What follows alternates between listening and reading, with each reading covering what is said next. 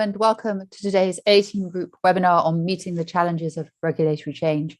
My name is Sarah Underwood. I'm an editor here at 18 Group, and I'll be moderating today's webinar. Our expert speakers today are Amrita Soni, Director at Deloitte, Alex Ings, Director, Global Execution Services, Product Management and Market Structure at Credit Suisse, James Bohr, Head of European Market Structure at Cowen Inc., and Jethro McDonald, AI and ML Product Manager at SmartStream Technologies. I'll ask them to introduce themselves in just a moment, but first a few tips for you if you're on the webinar. To the right of the screen, you'll see a Slido panel. There will be 3 poll questions today, so those will come up in that panel when we're about to run them. Please do tick the boxes, as we'd love to know what you're thinking about the questions we're asking and how your organization is doing in terms of reg change. The other part of the Slido is a question panel where you can ask your questions to our speakers. So please put them in whenever you'd like to. We'll take them during the Q&A so they won't get lost at the end of the webinar. So do take part and send those questions as often as you like. Okay, enough of us, me, I should say, and over to our speakers. Amrita, would you like to start with an introduction?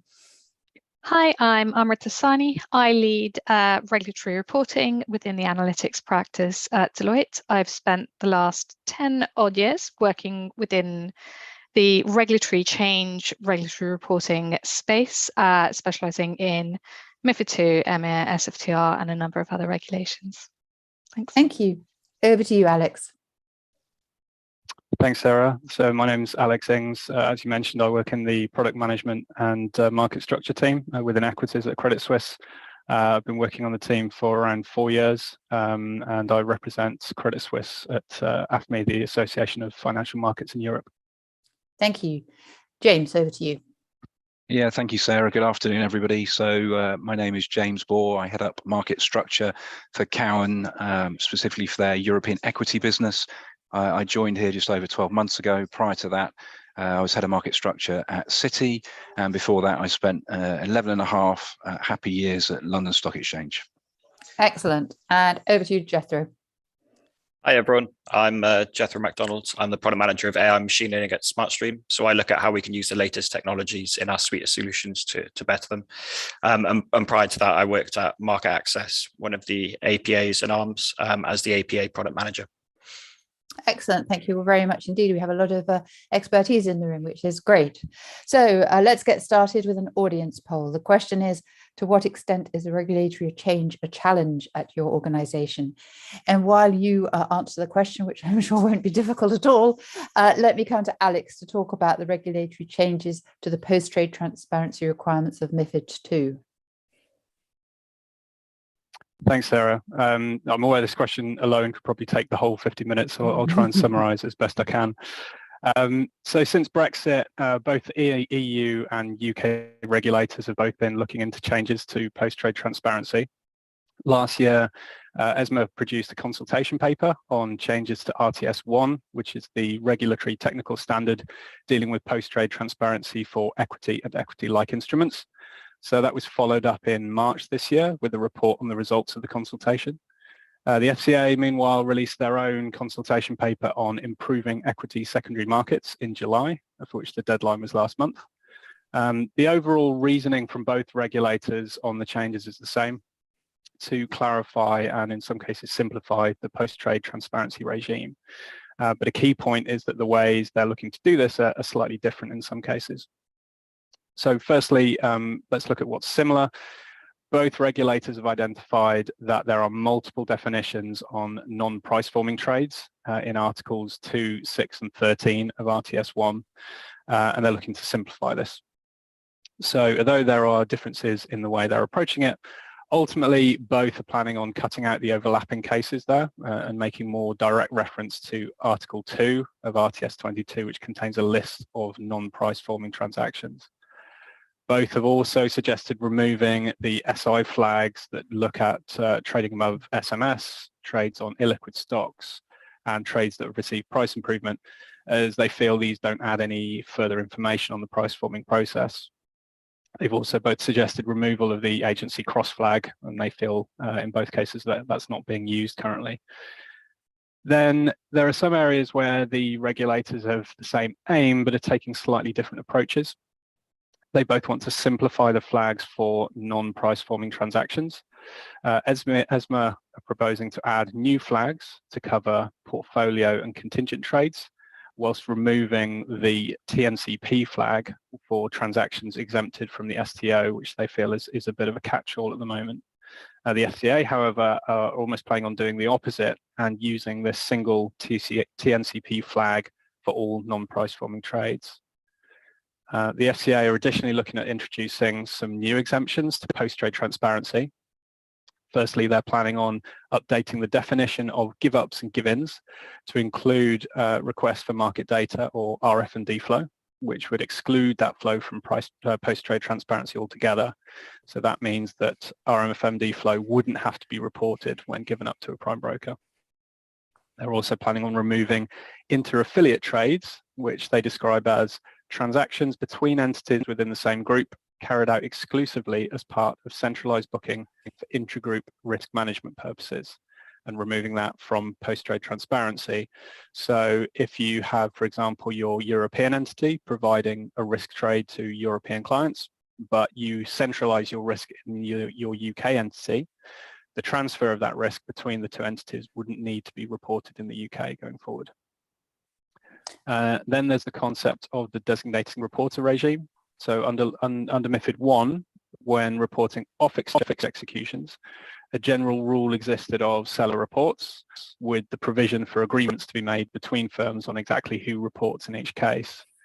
In practice, it was understood the broker will always report, as they have the infrastructure to do so, which the buy-side client doesn't necessarily. Under MiFID II, this was changed, so the reporting obligation was with the seller unless one side of the transaction was an SI. And this led to a number of firms having to become an SI purely for the purposes of trade reporting, which in turn led to a number of pre-trade transparency requirements for those new SIs. And the idea behind this designated reporter regime is first it's going to opt into the designated reporter, and the trade reporting obligation sits with them, with the designated reporter in the order chain. And that should decouple the trade reporting obligation from the SI framework, and should mean that we see fewer registered SIs. This isn't something that's previously been looked at in the EU, but interestingly, in the last few months, since the FCA consultation paper, we are starting to hear that concept being discussed in the EU as well. Okay, thank you very much. Jethro, would you like to add to that, or is that pretty comprehensive? In a wider world, what do you see clients sort of thinking out there? Yeah, a very comprehensive answer from Alex. I think for me, when I went through the proposals from the FCA and ESMA, there were three main themes really that came to light. One was, as Alex mentions, they're trying to make it as consistent across the different regimes. So pre-trade, post-trade, and transaction reporting, they're trying to make it a lot more consistent as possible. The main aim of transparency is all around ensuring that firms of different sizes and all that can see pre-trade and post-trade information at almost near real-time speed. And one of the things that they're looking to address, I think, is the ability for these firms to actually be able to aggregate their data in a cleaner way and actually use that pricing data in a more meaningful manner. So there's a theme of kind of keeping things a lot more consistent, ensuring trading venues use the right names as defined in the regulation for the fields that they represent on their websites, and then also the addition of a couple of fields to help firms aggregate their data a bit more. And then finally, I think the last one is and this has been quite a big one for ESMA, particularly since Brexit, is ensuring that the data quality that they're getting is correct. So in terms of that, they look like they're going to add a couple more fields onto the quantitative reports that trading venues will have to perform, and that's just so they can have a bit of better clarity as to exactly what's going on those transactions. So that could be a little change for trading venues. A little change. I think it's quite a lot of change. Excellent. Let's see the poll results for our first poll, if we may. Alex, would you like to comment on that? Does that seem how it should be? Absolutely, yeah. I mean, with the level of change that's being discussed, both from the EU and the UK, that makes that's no surprise to me at all. And as we'll talk about later, I think we'll go through some of the details of that and why that could be a challenge. Okay, great. Thank you very much indeed. And coming back to you, Jethro, how can firms begin to address these challenges? And do you see tactical or strategic approaches? Yeah, I think for me, I would break it down into a number of ways and kind of look at the strategy perspective of it. So some of the changes that are proposed are really around how the data is consumed and that subclassification of things like liquidity and stuff like that. So I would look at whether you can get that sort of new information from your data providers and what will be there updating their feeds for that sort of stuff. The second part I would look at is how can, there are changes from a reporting perspective where you've got to add new fields for your post trade and then also for the quantitative reports. I would look at, do you have that information readily available in your institution? And how do you go about then changing those formats? If some trading venues utilize APAs to actually publish on their behalf. So maybe you need to work with your APA and understand like when they'll be making those changes and how you can test that and things like that. So I would sort of look at it like that, two perspectives: the data element, can you get the data in, and then also what do you need to do on your side to ensure that you're reporting correctly for the new changes. Okay, I expect our speakers have noticed, and I hope our audience hasn't, but I missed a question. So let's go back to talk about the challenges that Jethro has just resolved. So let me come to you, James, and bring you in here. And if you'd speak about the challenges and perhaps pick up again on how you resolve those challenges. Yeah, thanks. I mean, I think it's probably worth just taking half a step back and thinking about the context here and, why these changes are coming about. And, again, sort of post MiFID II, there was a lot of sort of, let's say, complexity, different interpretations of the rules and the regulations. And that had, some quite significant impacts. And I'm coming at it more from, the liquidity dynamics, the sort of the trading aspects here. So, when you think about the actual single-sided trade reporting here, rather than the transaction reporting, first of all, who actually reports? And, that was the biggest question that we had to ask ourselves. We largely got over that point, but for a period of time, there was a lot of double counting, double reporting, overinflating the amount of, systematic internalized business. And keep in mind, the sort of the SI definition was a new definition that we were all getting to grips with, and the responsibilities, the obligations thereof in terms of both pre and post trade, transparency. And as Alex then kind of took us through all of the detail there, what a great summary. I'm glad you didn't ask me to do it, by the way. But it just highlights how complex this is. And what we saw post MiFID II, again, different interpretations thereof, meaning that certain business was reported when it shouldn't have been, or vice versa. And in essence, what we then found ourselves in a position where that SI business was certainly, in my mind, overinflated. That led to greater regulatory scrutiny, and perhaps has led to where we are now, with looking at some of the proposals, sort of MiFID 2.5, MiFID 3, dare I say it, are on the back of what could be deemed as, incorrect analysis, incorrect data, because although we were all trying our very best, the unintended consequences thereof were that these numbers were inflated incorrectly. And then maybe just to sort of finish off on that point, let's not forget that from an execution from a trading perspective, the way that we would look at this, is from as we would define, inaccessible versus accessible liquidity. And if you're reporting that X percent or a significant percent is inaccessible liquidity because it's traded under that SI umbrella, or in the context of over-the-counter business, that kind of determines and defines how you're going to execute client business. And there is a direct correlation there between the implicit cost of trading to the end investor and inaccessible liquidity. So these things are all linked together, and we shouldn't forget that, because obviously we can get very into the weeds, we can get very detailed about these sorts of things, but it's always the unintended consequences and the impact that has downstream. But to sort of be positive about it, clearly everything that Alex has detailed there is a reaction to that, and it's a very positive reaction that they realise that they need to make it more transparent, more visible. But let's not forget, it is complex, and if we get it wrong, there are a number of consequences, and not just specific to the execution piece, but we're all very aware of some of the public headlines around, the significant fines that some of the sell side have had to bear, by not reporting correctly. And I'm thinking aloud a little bit here, but given that Alex picked up on the sort of the designated reporter sort of proposal, the regime thereof, again, kind of makes sense, because we ended up, again, another unintended consequences being that firms were registering as systematic internalizers, sell side registering as SIs, so that they could win client business on the basis that the client would only do that business if you as the sell side would trade report that business as an SI. Again, a little bit circular, but I guess you get the point. The designated reporter regime now actually means that the buy side and the sell side are going to have to, rebadge, reflag, lift the bonnet up, do a bit more plumbing to then rework a different model. So again, we're introducing what we think are positive changes to try and solve for some of these things, but it does lead to, extra work, burden on clients.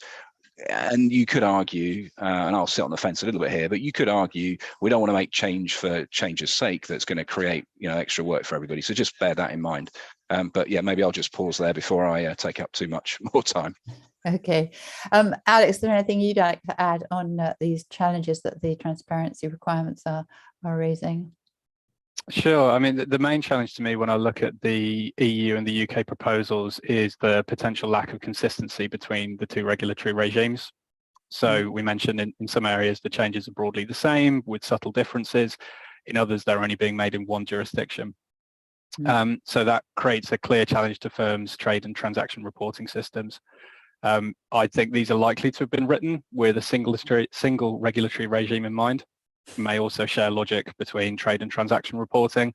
So there's going to have to be a lot of work put into those systems to be able to differentiate the two regulatory regimes. And then within that potentially difference in the trade and transaction reporting models.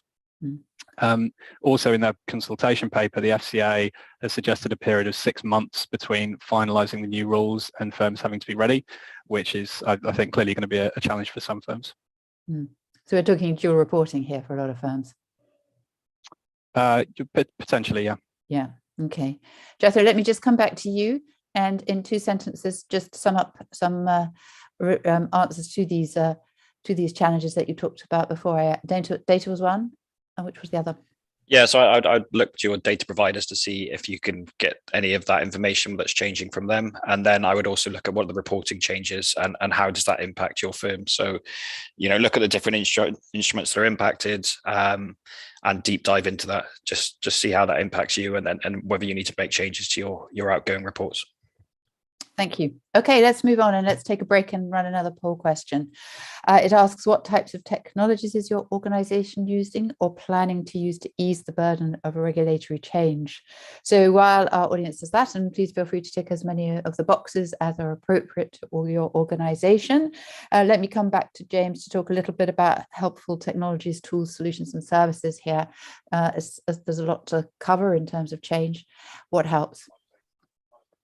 Yeah, I mean, I think maybe just stepping a little bit away from the sort of the transparency and the reporting piece here. The market in Europe is fragmented. It's becoming more geographically dislocated, and therefore, from our perspective, using machine learning tools to understand where certain liquidity can be accessed, and how we then interact with that liquidity is just becoming even more critical, more crucial to the workflow, and getting that performance, that outperformance for customers and for clients. I mean, I'll let the technicians talk more specifically about the machine automation of some of the workflows around reporting specifically. But for us, the market is just becoming more and more challenging, more and more complex, and as many tools in the kit bag we can utilize to make that as efficient as we can. That's clearly the direction of travel for us. Okay. Jethro, you know a bit about this. Why don't you suggest to us some of the technologies and solutions, etc., that are helpful? Yeah, sure. So I mean, my title of AI and machine learning, that's kind of where I focus on those sort of changes. And one of the things that we've looked at, certainly from a regulatory perspective, is how can clients understand more about their data that they don't get currently right now? And one of the things that we've looked at is how we can compare firms' data with anonymously and say, look, this sort of field, this attribute might be reporting in a slightly different manner than someone else, and give them a greater insight into where they may have issues, and they can then bring that whole process into their infrastructure and workflow and make amendments, and then feed those messages straight back into their system and stuff like that. So there are quite a few technologies out there, like that there is a big thing about AI and ML being a bit of a buzzword right now, but I do think there are opportunities in certainly regulatory space where you can utilize them in a very intuitive and good way to give you kind of better results in terms of ensuring that you don't have as many reporting failures and things like that. And ultimately that will give the regulators kind of more security that what you're doing is correct. Okay, that's great. Can we see those poll results, please? And Jethro, please feel free to comment on these. This is about the types of technologies our audience is using. Well, there you are. Yeah, and it's probably no surprise really that that's kind of the main ones that people are looking at. I mean, it's where the market's going, and the thing is now, if you're an investment firm and you don't have a strategy for where you can use AI or ML, you need to have a hard look, because ultimately the goal should be to try and reduce your overall reporting failures, which AI and ML can help you with, and also streamline the efficiency of your business, which can help with too. So yeah, I'm not surprised to see those results. Great, thank you very much indeed, Jethro. And moving on to the EMEA refit and bringing in Amrita, what changes are being made to reporting here? So apologies if I don't do as comprehensive a job as Alex did, but I think what I'm going to talk about are some of the ones that I think might be the biggest possible challenge or burden for investment firms or for others that are looking at this. So we've spoken a lot about data, and Jethro was just talking about it. I think that data element spec within the reporting spec is being aligned to an international standard. So there's a move towards the CPMI, IOSCO. They've developed a CDE data dictionary for derivatives, and so there's a move towards that, and those are some of the changes that are coming in on a more kind of numeric kind of area. So there's going to be 77 new fields. 3 of the old fields have been removed, and the majority of the old fields are being tweaked to some extent as well. So that is going to be tricky to work out, but also there's the introduction of the unique product identifier indicator, which is the UPI, which, although it's still being provided by ANA DSB, it's kind of got more structure, more data than an ISIN. Most firms will need like global CDEs into their systems to make sure that they're meeting those required. Also, this is going back to something that James was talking about when we're talking about kind of homogenization between different regulatory regimes. There's the move to the ISO 20022 format in XML. So this is trying to harmonize with what MiFID II, SFTR have. However, any move in kind of format, XML can be a challenge sometimes for firms to move towards. And then in terms of outside of what is expected of the investment firm, trade repositories are being asked to move to do more reconciliation. So the kind of information you're getting back from your trade repository or what the trade repository needs to provide is also changing. There is, standardizing data access, as well as there's a change in trying to align action types to SFTR to some extent. Event types are getting further granularity as well. And so there's a lot in the kind of event tagging that could be onerous. And then finally, and I will take a breather there, is errors and omissions reporting is being kind of defined by ESMA. So the feedback they decided to limit the scope of requests for notifications in case, so they had a really large scope, they've brought it down, but they've been kind of vague about what they're actually saying. So reporting obstacles. So they've said IT incidents, preventing report submission. So, if you haven't been able to send something to your TR within the reporting deadline, you need to report it and you need to tell them why. Misreporting caused by flaws in the reporting system that could affect a significant number of reports. They haven't defined what significant is. So, there's a little bit of kind of work there still to be done. And then finally, again, any significant issues, and again, they haven't defined what significant is, resulting in reporting errors. So again, all of these things, because it's quite a grey area, could put more burden on the firm where they would have to go back and give feedback on why there's been, issues within the reporting process. That's a lot. Again, that's is a lot. Let's look at how firms can perhaps approach these regulatory changes. Jethro, what would you say in terms of taking these challenges on? Yeah, so I think we touched upon it there. So I think that the biggest challenge will be, as Amrita said, is moving from that CSV format to XML format. That's always complicated. I think as well that one of the biggest things in the regulation, and it's what we saw with SFTR, is this unique transaction identifier. So ensuring that you have the same transaction number with your counterparty, and on top of that, then there's that reconciliation element as well that has to be performed at the trade repository, where I can't remember exactly how many fields need to match up, but there's a certain number now, and then that number will increase in 2 years' time. So there's a kind of a big onus now on ensuring that you're confirming so many different details of your positions with different your counterparties. It becomes very, very complicated, and you need good strict systems in place to ensure that what you're doing there is correct. So that's definitely going to be the biggest complication for clients, and we saw this with when SFTR went live. It was a problem then, and it will certainly be a problem now. Okay, thank you, Amrita. You list the challenges. You did it very well. How do you see some of these being resolved? So just to take a step back, I think I totally agree with Jethro, but one of the things that I would add, and I kind of touched upon it briefly, was there's going to have to be changes to front office systems as well to capture information, the kind of granularity that it's needed in. So whenever that happens, it's not just your kind of regulatory reporting world that, where the impact is.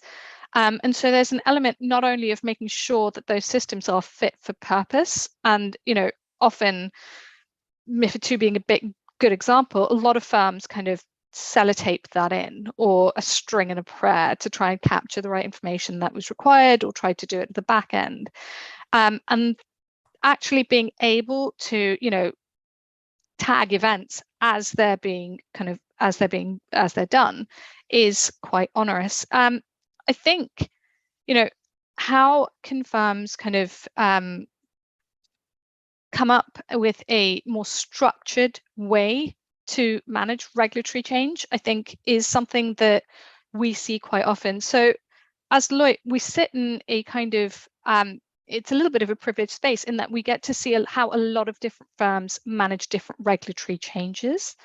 And so the one failure that we often see, and this is across the board and it's a global kind of issue, is that lack of governance and controls around regulatory change, and especially around regulatory reporting, because you have kind of silos across different parts of the bank, across different areas that are working in this space, and not having a kind of holistic approach to governance and controls means that it's going to be very piecemeal, very fragmented to try and implement these changes. And so I would say that's something that could really help. Again, data lineage documentation.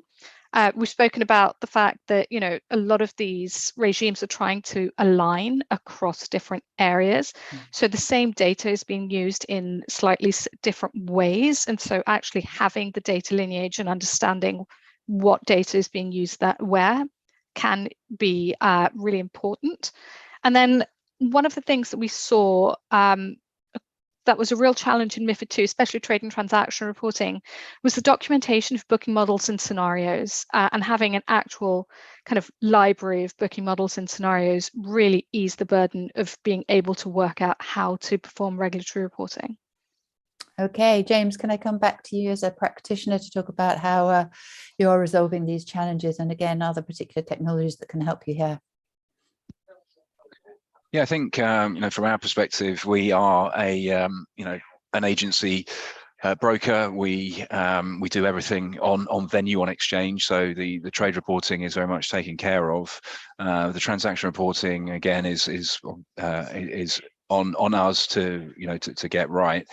You know, I think that really for us, and you know, what I kind of recall from the sort of first round post MiFID II is really just kind of documenting what it is that we're doing and how we're doing it, such that, you know, as I describe it, having that sort of fire certificate on the wall, so that, you know, if there is a, you know, an issue or a problem, should the regulators come knocking, that it's a very clear audit trail of you know, what it is you've done and how you've kind of done it. So yeah, look, for us, I think again, looking a little bit more at the equity space, using that as a good example when considering the wider impacts, particularly on derivatives, which seems to be more highlighted, if I could put it that way, in respect to the sort of, you know, the refit for what we're talking about here. So yeah, I think that for us, we are somewhat, you know, reliant on third parties for that purpose, for the transaction reporting piece. At the end of the day, you know, as I say, it's bestowed upon us to get it right, and making sure that we do that prevents us from having to write sizable checks to the regulator. Okay, thank you. Jethro, sorry, bringing you in again here. Similar technology approaches and solutions, what sort of things would you recommend here? Yeah, sure. So I mean, there's inevitably going to be a lot of dev work with this sort of change, right? You're changing the format, you're adding more fields, you're adding in a whole confirmation process inside. So that's going to be quite intense. To kind of relieve that burden, I think what I would look to is for the relevant controls that you need to put in place as well. I would look at providers who can use things like schemaless technology, who can ingest XML in any format without having to build plugins or things like that, you know, out of the box functionality, because that there's inevitably going to be this whole control framework you need to build around this whole thing, especially from confirming what's going from your front office down to the trade repository, and, you know, what's going from your front office system to your counterparties and so on. So if you can relieve a lot of that by using technologies that, you know, are schemaless, that use out of the box XML adapters and stuff like that, it can really streamline your whole control process and take a bit of that burden of change off your back. Okay, thank you. Let's take a little break and take some audience questions now. Emerita, let me come to you first with this one. It asks, what other regulations does the panel expect to be significantly changed over the next few years? What should firms be preparing for? If I had a crystal ball, I would be a very rich person. No, in more seriousness, I think MiFID II will, again, in terms of trade and transaction reporting, there's not been much activity there in terms of regulators' scrutiny. So it might not be that the regulation is changing, but you might have further regulatory scrutiny coming out in that space. So actually making sure that you understand where the market is, where your peers are with in terms of the challenges that you're kind of seeing. I think that that's definitely something that is going to happen. In terms of SFTR, I don't see huge changes, but I think there will be more clarifications coming out as we're kind of moving forward with that. So there might be changes in terms of what you need to do. You may have made an assumption, made a kind of interpretation that will need to be amended. And then, yeah, I mean, let's hope we don't have a full MiFID 3.0, but it could potentially happen. I mean, there is nothing we can do but laugh at this point. Okay, fair enough. Okay, Jethro, one for you here. And it asks, please would the panel suggest how we can minimize the cost of change by working across regulations such as these? I think it's maybe a sort of data kind of question. What would you say there? How can people, make the most of what they have to try and reduce the cost? Yeah, of course. I mean, I think one of the things that we are starting to see in the regulation is that they are trying to bring in consistencies across the different regimes. How quickly that's going to happen, how easily that's going to happen is a different thing. Brexit obviously hasn't helped there. I think the key for any firm is to ensure that they have some reporting hub that they can utilize, where they can extract data in whatever new format they need, that they can add to it. They can replay transactions, positions, whatever it may be in an easy manner. That for me would be key. I know that's, having spoken to quite a few of the hedge funds and asset managers, that's not something they initially put in place because it's quite complicated, but maybe that's something they need to kind of visit if there is going to be quite a lot of regulatory change happening, which could well happen if we talk about this MiFID 3.0. So who knows? We don't know yet, but yeah, I mean, that's where I would probably look. Okay, thank you. Alex, I think perhaps one for you. And it asks, what does the panel think about outsourcing the requirements of MiFID II changes, and how could this work? Yeah, I think it's going to depend on the firm. Clearly, it depends on how much of the existing regulation you put into your own systems. If you are coming to this fairly new, I think outsourcing of that technology makes a lot of sense, especially if it's something that you haven't been involved with before. You can take the benefit of using external providers to give you that. However, I can imagine that most of the big firms who will have gone through all of this before, their systems will be very tightly coupled to their own processes. So I'm not sure how useful that will be in those cases. Okay, thank you. And can't leave the questions without putting one to you, James. This one is a very general one, but always interesting, this kind of question. And it asks, is it best to hire or trade in-house to get the regulatory change and compliance people we need? This must be something that you think about quite a lot. Yeah, no, it's a good question. And I think it was a point that Amrita made that just made me think that there is an element of safety in numbers here as well. So I think there's an element of outsourcing some of those conversations to get general consensus. But I think it's really important that you have the right folks in-house that understand this stuff, understand the impact specifically to your business, because each business is a little bit different, right? And maybe going back to Alex's kind of response there, we've got to remember that the client side of our business, so the buy side, don't necessarily have the scale that the sell side have. And therefore, there is going to be a lot more, I think, outsourcing of those conversations, whether it's, working with folks like Amrita and others in order to be able to understand the impacts of their business. But ideally, if you can have somebody in a seat, whether they sit in compliance or otherwise, that, is something that understands the inner workings of your business and can then best fit that to these regulatory changes, that's clearly the better outcome. And do those people exist? Enough of them? Yeah, well, I think that is an open question.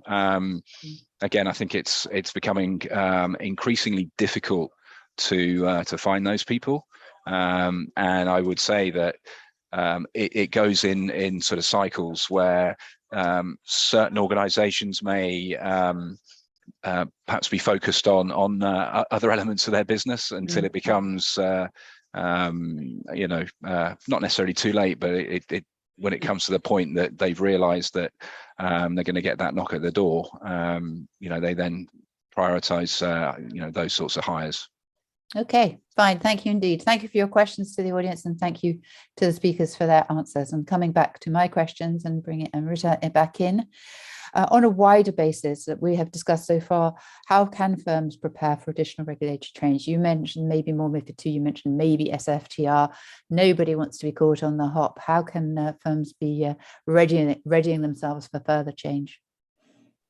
So I think that, as I mentioned before, having your governance and controlled around how you actually strategically implement regulatory change, knowing exactly where changes would need to take place should they come in, by having your booking models, your scenarios, as James mentioned, understanding your business so that you're not caught off guard, and then also having a kind of documented view of how you have implemented past regulations as well.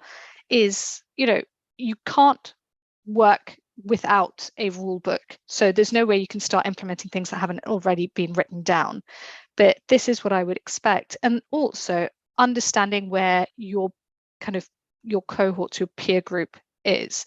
So, those regular kind of industry body meetings, etc., making sure that there are people that represent you and your interests in those meetings are also really important.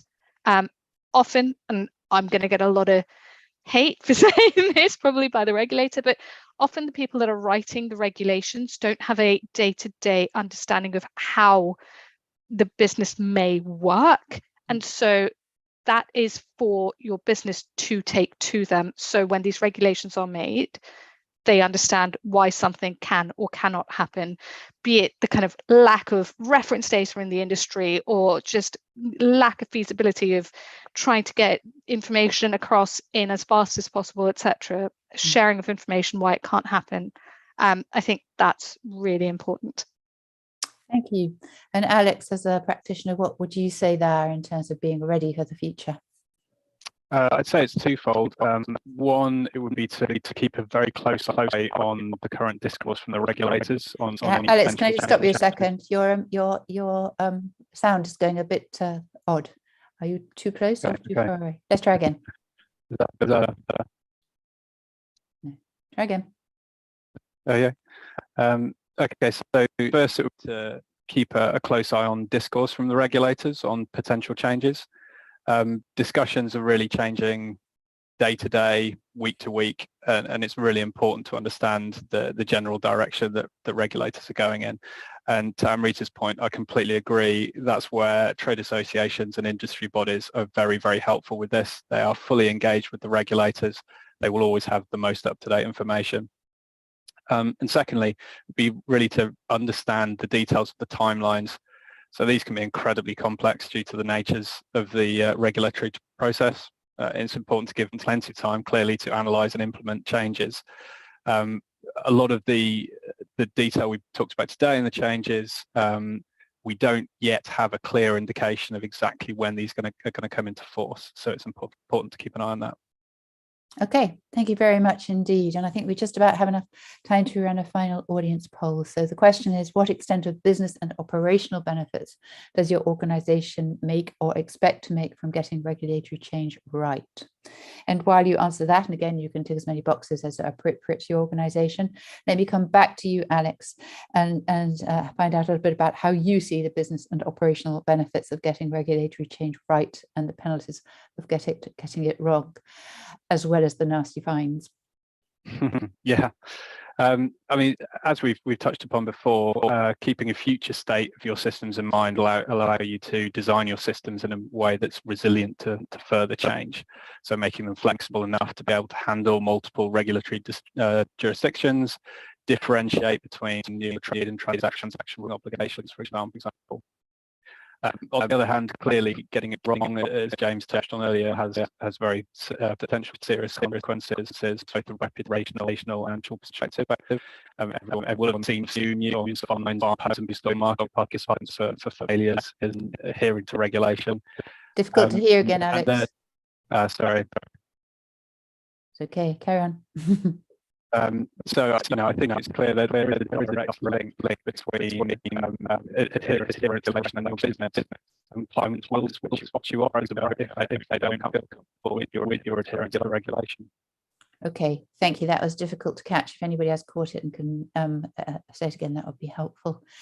James, coming to you, I presume you'll have some of the same thoughts as Alex. So tell us a little bit about how you see the business and operational benefits of getting it right and the challenges and penalties of getting it wrong. Yeah, no, I was trying to think, what were the sort of the benefits, and I think they're more related to more operationally, internally. Less work for compliance to be trying to, manage exceptions, etc. But I think in the broader sense, obviously we talked about the fines and getting it wrong, but a couple of things that are front of mind for me. The first is it's not just about us as sort of recipients of these changes getting it wrong. It's also about the regulators getting it wrong and the impacts that might have. Again, mindful of time, and I don't want to go in a lot of detail here, but if you look at the last consultation paper from the FCA, it raises some questions about how certain business that's internalized by the systematic internalizers themselves, how that should be flagged and the implications that might have in how that is reported or may not even have to be reported. And again, I come back to what I said at the outset about the impact that has on liquidity dynamics, on the trading environment. And then the last point, which is perhaps the obvious one, is if we don't get it right, it just leads to more regulatory scrutiny, regulatory interference, etc. So yeah, fingers crossed that the context here and the idea of improving post-trade transparency is the right one, and we end up in a better place. Okay, thank you. Very nice positive note. And let's see what our audience says in response to the poll, what benefits they're seeing. Amrita, would you like to comment on that? So I agree in terms of the significant operational benefits, and I was just thinking this when both Alex and James were talking. Regulatory change is often a really good excuse to look under the hood, to try and clean up any of that kind of dead wood, extra work that people are doing that they really don't need to be doing, kind of coming up with those operational efficiencies. And so that could additionally make your lives easier. It's not only that, it's also the kind of additional insight that you can get from the new data that you're being asked to create. So it could actually, it's not just operational, but there could also be some business benefit, which some of your kind of the participants agreed with as well. So I think those are the two bits that I would call out from there. Okay, thank you. That's great. Thank you very much indeed. And coming to the final item on our agenda today, I'd like to ask all the speakers to provide some guidance for practitioners who are working on MiFID II, EMIR refit, or any other kind of reg change that they're doing now or that's coming down the line. And coming back to you, Amrita, please, would you kick off here with some advice for our audience?